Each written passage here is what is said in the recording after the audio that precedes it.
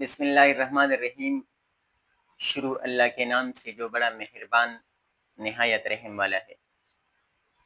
معزز سامعین و حضرات، آج ہمارا جو موضوع کلام ہے وہ فرسٹ ایئر کی کتاب سے حصہ نظم میں سے ماہر القادری کی حمد کا پہلا شعر یعنی مطلع کی تشریح ہے۔ لیکن تشریح سے پہلے ایک بات ذہن نشین کر لیں۔ اگر آپ صحیح طور پر کسی شعر کی تشریح کرنا چاہتے ہیں تو ضروری ہے کہ آپ شعر کی زبان ہی میں یعنی شعر کے اپنی ہی انداز میں شعر کو کہیں، اور اگر آپ اس میں کامیاب ہوئے تو آپ سمجھ لیں کہ آپ شعر بھی کہہ سکتے ہیں اور اس کی بہترین، اچھی اور خوبصورت تشریح بھی کر سکتے ہیں۔ تو آئیے شعر کی تشریح کرتے ہیں۔ ماہر القادری کی ہم جو فرسٹ ایئر کی کتاب میں شامل ہے اس کے مطلع یعنی پہلے شعر کی ہم تشریح کرتے ہیں۔ تو آئیے، ماہر القادری فرماتے ہیں، فکر و دانش کی ہے معراج خدا کا اقرار۔ سنیے، شعر کے لہجے اور انداز ہی میں سنیے، شعر کی زبان ہی میں سنیے۔ کیا فرماتے ہیں؟ فکر و دانش کی ہے معراج خدا کا اقرار، یہی وجدان کی آواز ہے فطرت کی پکار۔ کس طرح کہیں گے؟ فکر و دانش کی ہے معراج خدا کا اقرار،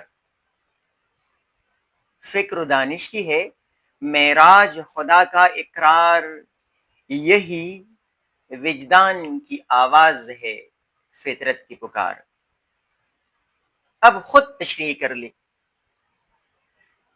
فکر و دانش سے مراد ہے سمجھداری یا عقل مندی، عقل مندی نہیں، عقل مندی۔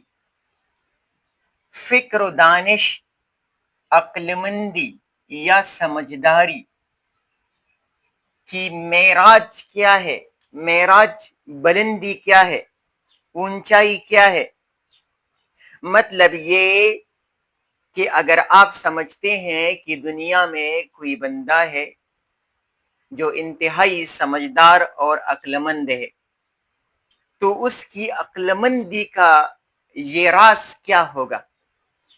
اگر وہ عقل مند ہے تو اس کا ایک راز بھی ہوگا نا، کیوں عقل مند ہے؟ اس کا راز کیا ہے؟ خدا کا اقرار، اللہ تعالیٰ کو تسلیم کرنا۔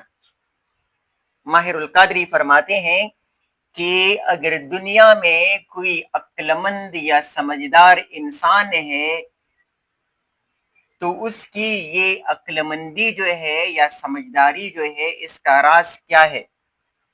اس کی بلندی کا راز کیا ہے؟ وہ اللہ تعالیٰ کا اقرار ہے کہ وہ اللہ تعالیٰ کو تسلیم کرے، اللہ تعالیٰ کی وحدانیت کو، اللہ تعالیٰ کی بادشاہت کو کیا کرے؟ تسلیم کرے۔ تو وہ انسان سب سے زیادہ سمجھدار اور عقل مند ہے دنیا میں۔ اور دوسرا مصرع دیکھیں، یہی وجدان کی آواز ہے فطرت کی پکار۔ اور یہ مطلب اس سے پہلے شاعر نے فرمایا کہ اگر کوئی بندہ سب سے زیادہ عقل مند ہے تو یہ وہی بندہ ہوگا جو اللہ تعالیٰ کو تسلیم کرے، اللہ تعالیٰ کی وحدانیت، بادشاہت اور خدائی کو تسلیم کرے کہ ہاں، دنیا میں سب سے عظمت والی ذات جو ہے وہ کون ہے؟ وہ اللہ تعالیٰ کی ذات ہے۔ خالق، مالک، رازق سب کچھ جو ہے وہ اللہ تعالیٰ ہے۔ تو اگر کسی نے یہ اقرار کیا تو وہ سب سے زیادہ عقل مند ہے دنیا میں، اور یہ عقل مندی، یہی وجدان کی آواز ہے، یہ عقل مندی یہ اس کی اپنی نہیں ہے، یہ عقل مندی اور یہ سمجھداری اس کی اپنی نہیں ہے، جاننے کی قوت، وجدان جاننے کی قوت، یہی وجدان کی آواز ہے، یہ جاننے کی جو قوت ہے نا، یہ کیا ہے؟ فطرت کی پکار، یہ اللہ تعالیٰ نے اس کے ذہن میں ڈالا ہے۔ یہ جو ان کی سمجھداری ہے نا، یہ جو ان کی عقل مندی ہے کہ وہ دنیا میں سب سے زیادہ عقل مند ہے، اور وہ صرف اور صرف اسی لیے کہ اس نے اللہ تعالیٰ کی ذات کو تسلیم کیا۔ اس کا اصل راز کیا ہے؟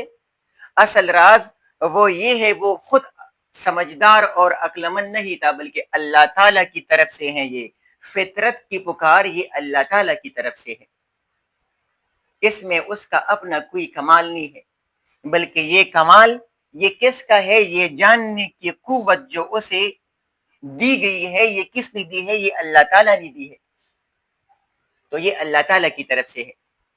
مطلب کہ اگر کوئی بندہ دنیا میں موجود ہے اور وہ اللہ تعالیٰ کی ذات کو تسلیم کرتا ہے، تو دنیا و ما فیہا میں سب سے زیادہ عقل مند اور سمجھدار وہی بندہ ہے، لیکن یہ اس کا اپنا کمال نہیں ہے، بلکہ یہ بھی اللہ تعالیٰ کی طرف سے ہے، یہ اللہ تعالیٰ کی دین ہے۔ اگر اللہ تعالیٰ اسے اتنا عقل مند اور سمجھدار نہ بناتا، پیدا نہ کرتا کہ وہ اللہ تعالیٰ کی ذات کو تسلیم کرے، تو اب وہ کافر ہوتا نا۔ لہٰذا یہ عقل مندی، دانش مندی اور سمجھداری بھی اللہ تعالیٰ کی طرف سے ہے۔ والسلام۔